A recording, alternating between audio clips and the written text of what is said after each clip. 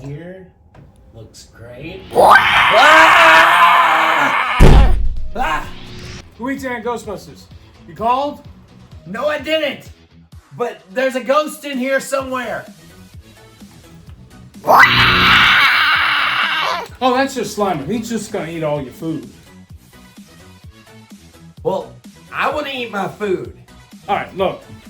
I got like this hot yoga class to go to, so I get time for this. I'm just swear you in and you can take care of this, alright?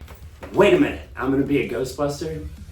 Yeah, kid, you're gonna be a Ghostbuster. I'm 35. Whatever. Come on, stand up. Come on. Come on. Get this on with. Okay. Alright. Raise your right hand.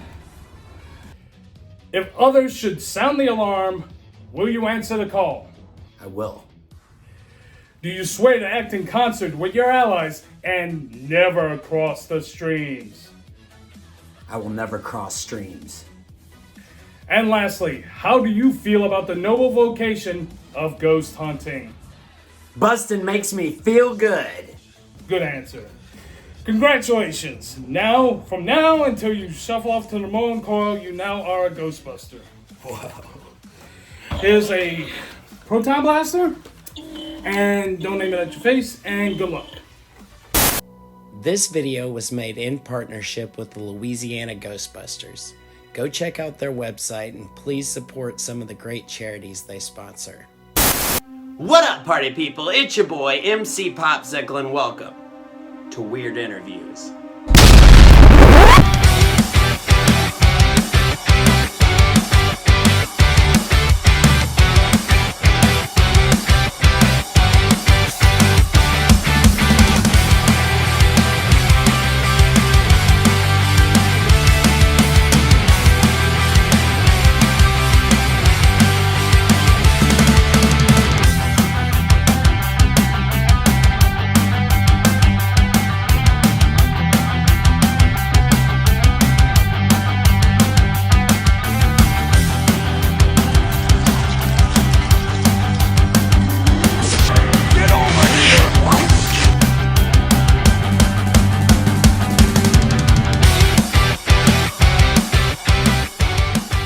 What's up, party people? It's your boy, the ghost with the most, MC Popsicle!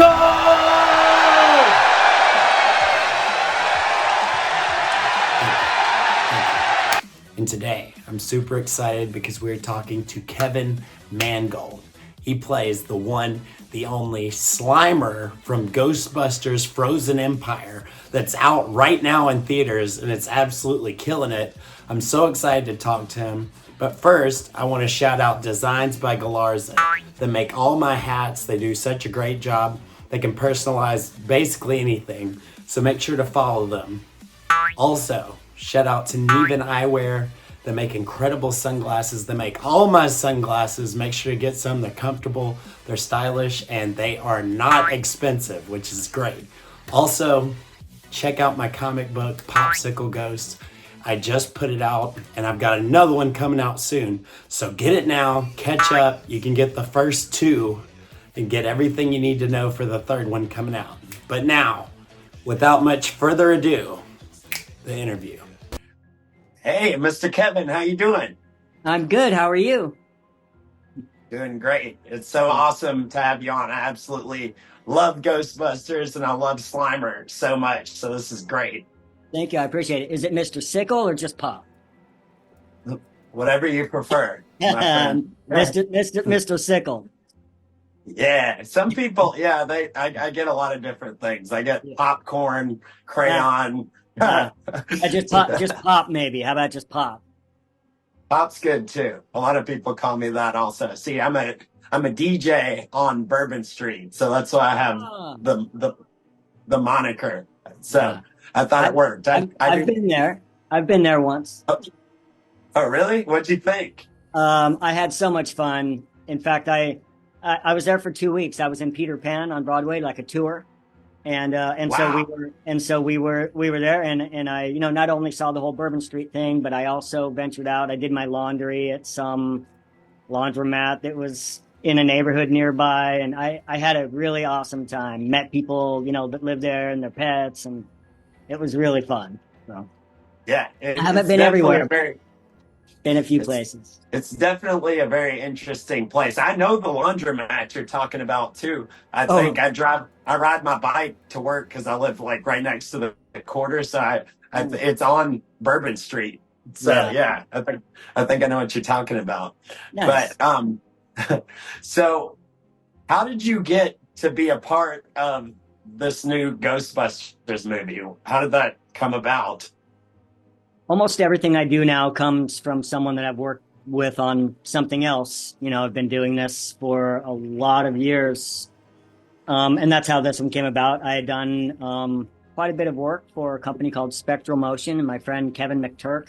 I played the spider in Curse of Bridge Hollow with Marlon Wayans. And so I was Cool. like a big robotic, I was inside of it, driving it basically and controlling it and everything. And then someone, REN Tuiken, who works for a company called REN, they are the ones who did all of the design and the fabricating of the new Slimer, knew him from, working in the industry and I guess working on a million projects. And so they were just asking each other around, hey, do you know somebody in this kind of size who, does this thing? And so I get all of my work now pretty much through like word of mouth from people I've worked with. Oh So wow. so they just called So me up and said, hey, are you available? And I was like, of course. wow. Slimer to me is the most he stands out more than even any of the main characters. To me, he's the most memorable character in the whole franchise, as far Yeah. as I'm concerned. Yeah. I hear that from a So lot of getting a people. I hear that. yeah, it's weird that he didn't have a name in the first movie Right. at Right. all. Yeah. They they called him Onion Head. Yeah. It's crazy. The Yeah. But so now he's a big part of like all the advertising. I've seen all the billboards that have just Slimer on the billboard. So he's become not maybe not the biggest, but he's certainly one of to a lot of people he's the biggest. I mean, he definitely stands out more than anybody to me. But so, was there an audition for this? No, not at all. I was just called and asked, hey, are you available? And they didn't even really tell me what it was for. I just had to go in. I mean, I guess you could say there was an audition. They basically said, stand there and hold out your arms and, let me check out the length of your arms. And so I make a big joke with Arya now all the time about how, oh, he teases me about long arms. But he just like basically looked at me and said, yeah, that's it. Yeah, you're right. Let's do it. And so, we started. And for about 6 months, I had no idea what I was working on. Didn't even know. Wow, I that's yeah. wild. I mean, I didn't really work on it. They would have me come in and they would measure me and they would, do drawings and they would do all kinds of stuff. But they were careful to put everything away in the shop. And they had from Sony so much secrecy that, you can't have like somebody delivering a package come in and see like all of this Slimer molds and stuff. So they're very Yeah, careful. And so it took me a long time. And eventually I kind of guessed it. I kept like saying, hey, is it this? Because I knew things that were filming around, and I don't know if I should say, but I assumed I was playing Gollum. I thought for sure, hey, there's going to be because they were like, oh, it's a green thing. And like they kept giving me little hints. So, but eventually he sent me a photo of the actual completed drawing, the plan. And then that was about 6 months in. And then I got to go into the shop and see the whole thing and put it on and, meet Slimer for the first time in person. And there are some cool. really awesome stories about that suit that I'm wearing. One is that it's the exact same design, identical. Every bump, every ripple is identical to the 1984 original version. But the best thing for me, I think, is that the old suit has crumbled and it's gotten powdery, and they've ground that suit up into powder and mixed it in with the mold of the new Slimer that I was wearing. And so the literal DNA of the old 1984 Slimer is in the suit that I wore on the set for Frozen Empire, which to me was really Wow, awesome. That was for me, that was as a fan, that was like, holy crap. that's crazy. See, I had heard about that it was the same mold. I didn't know if that was true, but that's wild that they put I it mean, it wasn't. I in. mean, it wasn't the same mold. They had to recreate the mold and recarve it and everything. But it was exactly to the same. They copied it exactly. It's not to say that Wow. those original molds from '84 don't exist anymore. Yeah, that's so cool. The so tell me about the suit. Like how does it work? How do you do it? Like what's going Um, on? well, the first thing they did was take a whole mold of my body, and then cut it in half. And so they had a hard mold of my full from my waist up. And then they made a helmet that fit all the way over my head and around the back of my neck and, well, a little bit back of my neck. I could look up. But then it came over my nose and kind of around my, like around my eyes and everything to support it. And that was the base of it, basically what held the whole thing. And so it would lower down over me, and I'd put my arms through the holes, and then they would put the sleeves on and then snap the sleeves. So that was pretty much it. And then I would see through the mouth. And if you look at images of it, you'll see that the tonsils make up my face. My nose is actually the tonsil, Huh. and you'll see little black indentations right beside the tonsils, and that's where my eyes are. And there's like black screen that I can see through. So, so, Neat. so I That look out the that mouth. I look right out the mouth. wow. That reminds me of like the OG Ninja Turtles. I talked to some of the guys that did the 90s Ninja Turtle stuff, and I saw that. it Yeah. sounds kind of similar. I played a Ninja Turtle in a sewer sludge super soaker commercial way back in the 90s. Not the movie, but in a commercial, I played one of them. In fact, I think I played a bunch of them. They just had different ones running through. And so I would put them on, but it wasn't, I didn't do anything that they did in the movie. I don't want to take there, but I did get to work on something that had to do with the Mutant Ninja Turtles. So that was pretty cool. Yeah, I love the Ninja Turtles. Yeah. Also with the turtles, they had so you're operating the body, but there's the face and movements and stuff. Was that like robot stuff or was that CGI stuff or both? The eyes and the eyebrows were both controlled, and the nose kind of moved up and down. Those three things were controlled by remote control. Hmm. So What did wait, go ahead. Sorry. I controlled the body, and I would control. There was a rod on the inside, so I would control the jaw, and it was very flexible. So when the jaw moved, it all kind of flopped around. So if my arms weren't in it, or if they were, sometimes I would just use bend down, and it would push the jaw up, and I could flop around that way. Every now and then there would be a puppeteer. There's Jeff Redknapp, Robin Guyver. There were a couple puppeteers who helped on a few, on most of the shots. And they would have a long rod that went from off stage that would come under the suit. And because the suit actually stopped at my waist. So there was quite a bit of air and opening that they could get rods up to control, if they had to get a specific movement on the jaw.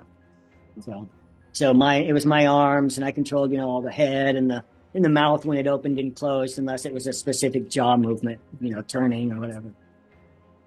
Neat. What did it feel like? Was it like torture being in there, or did you not mind it, or was it? It was You really freaking awesome. out?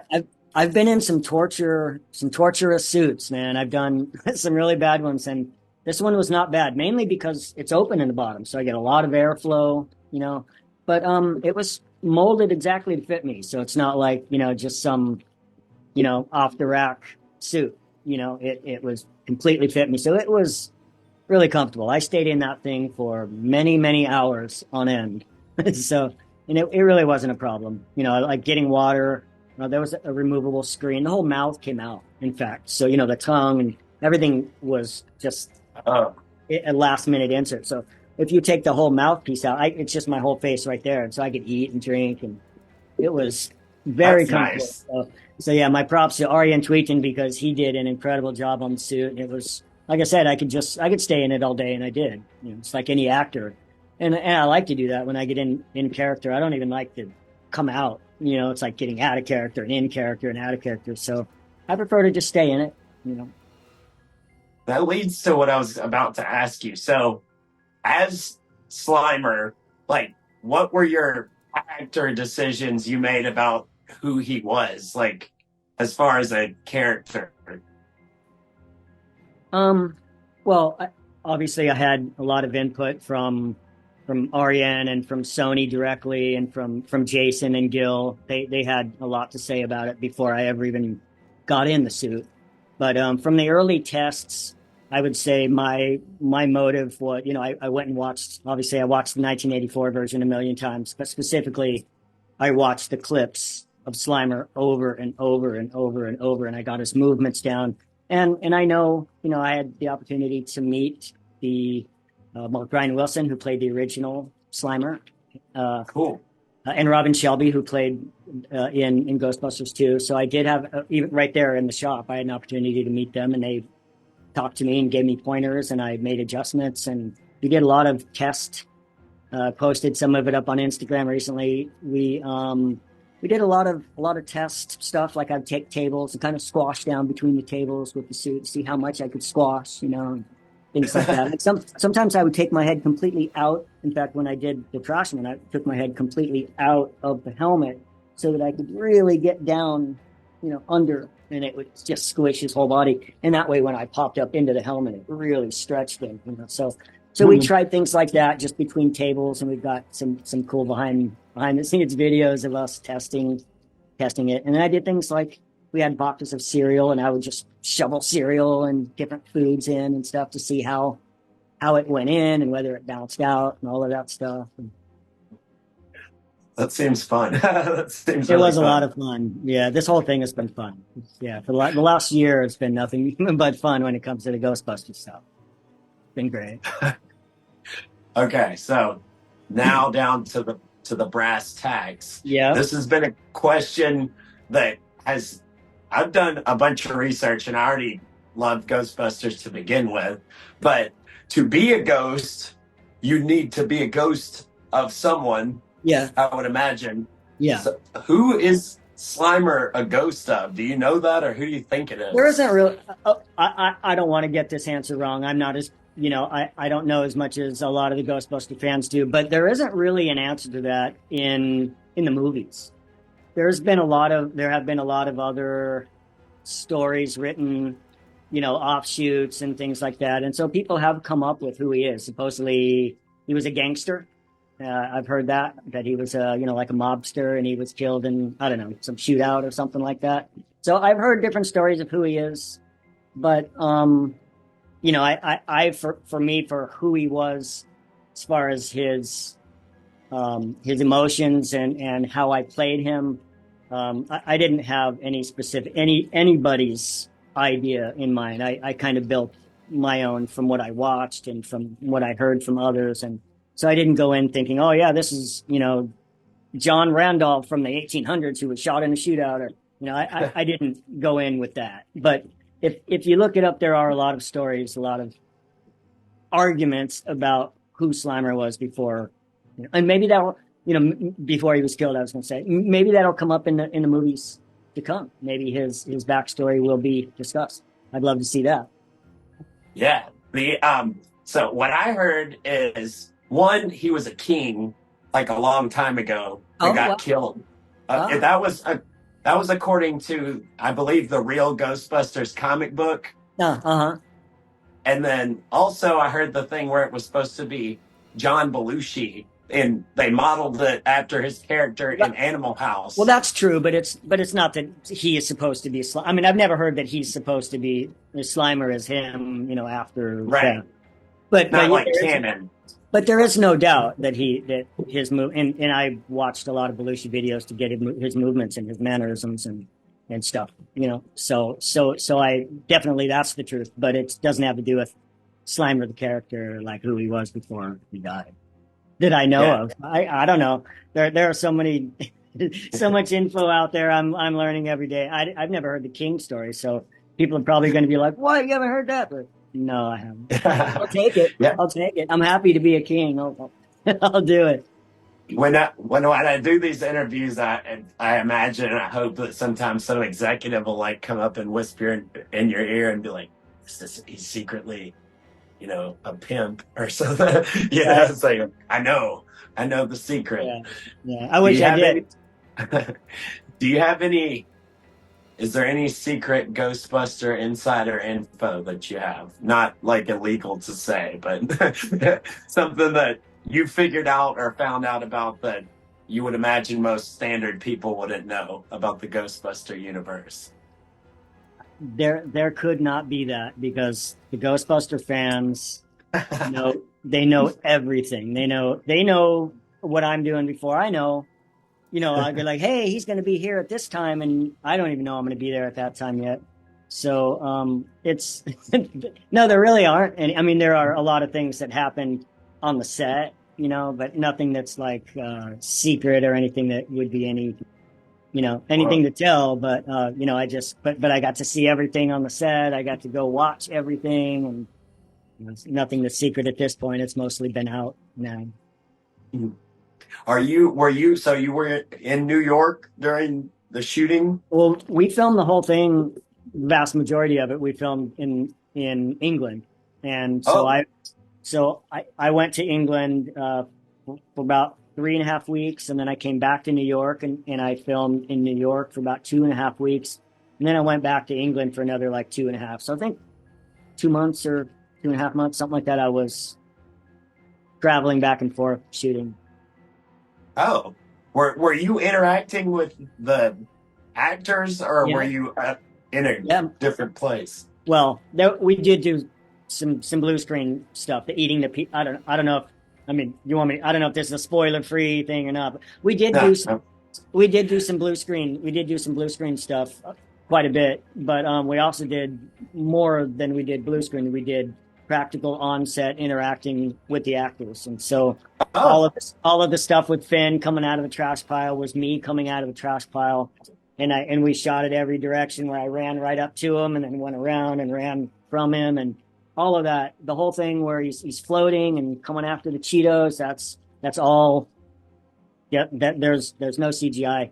With the exception of they make him translucent a bit, but that's an effect, not a CGI. huh. Wow. I didn't think they would have done it that way. So that's really interesting. I'm sure that made it better. Yeah, I think most people prefer practical effects, especially when they're looking for it to look the same as the 1984 version that was practical. I mean, Yeah. I know, I always like practical effects versus CGI. To me, it's noticeable instantly. Yeah. It's crazy to me how long it took them to figure that out. It's like they were just like CGI, CGI, CGI, and everybody's like, this doesn't look good. Like, can you please like just mix it? Like CGI has definitely its place, and we can do things that we never imagined before in like the 80s or whatever. But I mean, Yeah. we want tangible things that we can touch, looks touchable. For this project anyway, I mean, there may be certain things, Flash or Shazam. I don't know, all those movies that have lots of CGI make sense, but in this case, I think people really want the nostalgic look, and that means practical effects. I think Jason Reitman gets it. He was down with practical effects all the way through, down to using real pizzas. So I liked the movie. I thought that y'all did a really good job, and it had the spirit of the original, but it was fun. And I don't just sit there and laugh at movies. Like very often I'll just kind of be like, "Ah, that was good," or whatever, but I actually like laughed at it and I thought it was good. It was yeah, fun. So I yeah. think y'all did a good job. Thank you. I appreciate it. Yeah, I laughed too. I thought Kamal Nanjiani was so funny. I laughed quite a bit. He was funny on set and funny in the movie, and he's just steals the show. Really, I think he was my favorite part of the whole movie. There's a couple just lines where his line delivery was so brilliant. So It was. He was really funny. I liked yeah, his character a yeah. lot. So you said the Slimer costume was pretty comfortable. What what is the worst experience or craziest, most intense experience you've had? Because like you do a lot of stuff like this, like stunts and stuff like that as well. So what would be something that was not ideal or that was really crazy, or you're like, I'm alive. Like Well, Well, What was everything you said except the not ideal because I love anything that gives me adrenaline. So this was super ideal. okay? But the best one, my favorite job of all time was for a Samsung commercial where I was walking down, I was doubling a kid. I do a lot of stunt double for kids, and a helicopter swoops up behind me, and I reach up and grab the landing skid, and the helicopter takes off and takes me, I don't know how high, higher than any, buildings. It was so high and circled around. And we did that probably 14, 15 times. It'd come back, drop me off. So what I would have to do is the helicopter would fly up and I would grab the thing and then I would take my right hand and clip in. I had a thin safety I had a harness on under the pants. And then there was a safety wire and a carabiner that I would have to clip into. And then as soon as I gave the okay that I clipped, then they would take off. And then we'd come back and I'd unclip and drop. And we did that a bunch of times. And that was the first time and the last time in lots of years that I felt adrenaline. And I only felt it once. There was one time where, I did have the cord, but I didn't rely on it. I used my hands to hold on to the skid. So I was literally hanging. And, because for the commercial, I was supposed to kick and all that stuff. And the helicopter turned really sharp and it really pulled me out. And my hands started to slide off of the bar. And I knew it. But even though I had the thing, it was like, and I really felt it. And I was like, oh, wow. And then it went away right away. As soon as the turn stopped and I was like, oh, no, I'm fine. It went away quickly, but that was awesome. I was like, oh, yeah, that's great. But I will say that overall, my adrenaline thing doesn't really work. It takes so much for me to just get any adrenaline.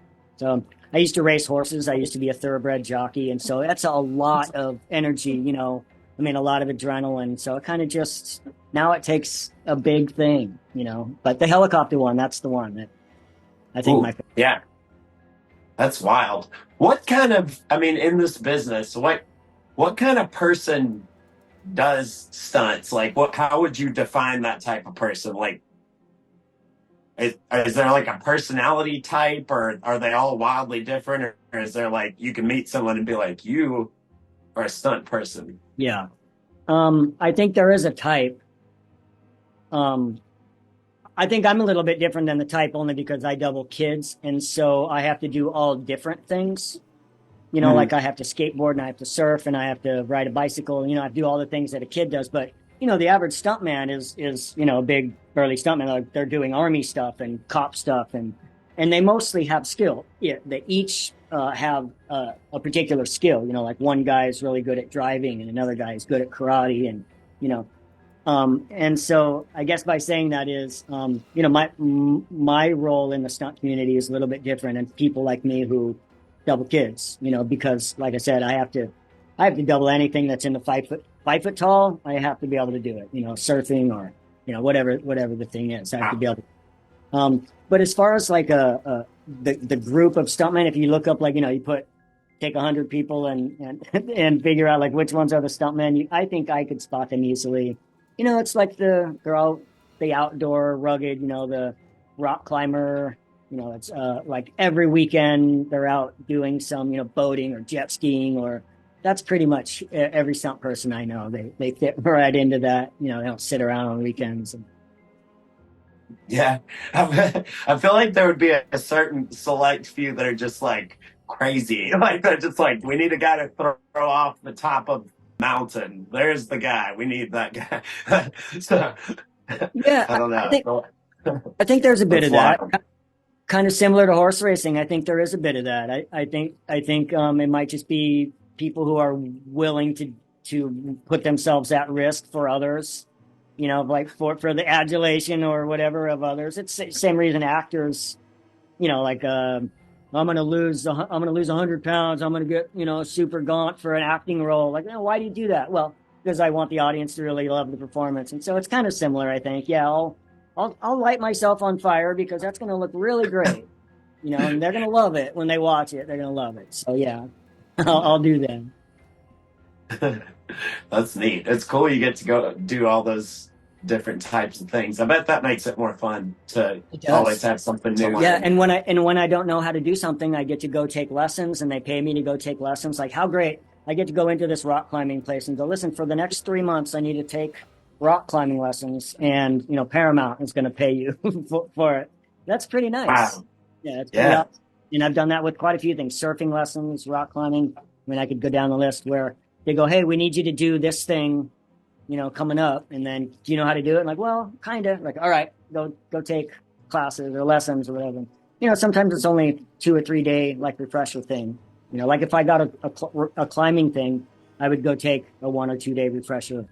But I've climbed a lot, and I know, but I still wouldn't want to go on a set, be responsible for safety and all, without going and taking a course. So same for surfing or boating or motorcycle riding. I would go get like a tune up from a professional first. And most stuntmen don't do that. They are the professional that I go to. Yeah, you're learning new stuff all the time though. That seems so fun. I feel like I would enjoy that. I wouldn't enjoy hanging off a helicopter, but I would enjoy getting to climb rocks and stuff. I think that would be fun. Okay, now this is the last one. It's the big one. All right. The important one. Are ghosts real? How's that even a question? There's some debate. If there are no ghosts, tell me what's in the containment unit then. Exactly. That's what I said. Right. So I'm actually becoming a Ghostbuster. I'm sure you've run into those. They have the Ghostbusters in each big city and stuff. I did a signing, comic book signing yesterday with the LA Ghostbusters and the Hollywood Ghostbusters. So cool. I've met a whole bunch of them. I'm teaming up with the Louisiana Ghostbusters, and they're going to like swear me in, and that's going to be the intro for this video. Oh, nice. Very cool. Well, congratulations. That's great. Yeah. Thank you. But thank you very much for doing this. I've really enjoyed talking to you. I appreciate you taking your time. And you're a nice guy. It's been really fun. And thank you. Thanks. Likewise. I appreciate it. Mr. Sickle? Yes, sir. Well, have a good day. Thank you. And I'll see you later. All right. Bye. And that's about it, everybody. Thank you guys so much for watching. Thank you so much, Mr. Kevin, for coming on. You're a great guy. It was really fun talking to you. And make sure to follow the page, MC Popsicle's World, on Facebook. Like it, share it, do whatever you can. Also, the sponsors! First thing is I would like to give a very special shout out to my new sponsor, Big Ideas Consulting. Make money and grow your business the smart way with Big Ideas Consulting. Please check out Ramicus.com for all the MC Popsicle merchandise. We got buttons, shirts, phone cases, posters, everything. So make sure to get on over to Ramicus.com and get you something. Stop! Before you do anything else, check this out. This is a vintage 90s Ninja Turtle figure that was modeled after the turtles from the movie. I love it. And this is a newer turtle figure. I also love it. You should go to the Toy Stash on Instagram and follow them. They have vintage and new toys. And if you're a toy collector like me, you need to know about them. Follow them on Instagram right now. Another thing you need to do is check out Step On It Rugs on Instagram. They are insane. They made me an MC Popsicle rug. Anything you can imagine, they can make a rug for it. Hit them up. Also, shout out to my shoe sponsor, Solsfing. They make amazing future sneakers that are just bananas. Please follow them on Instagram. You will love their selection.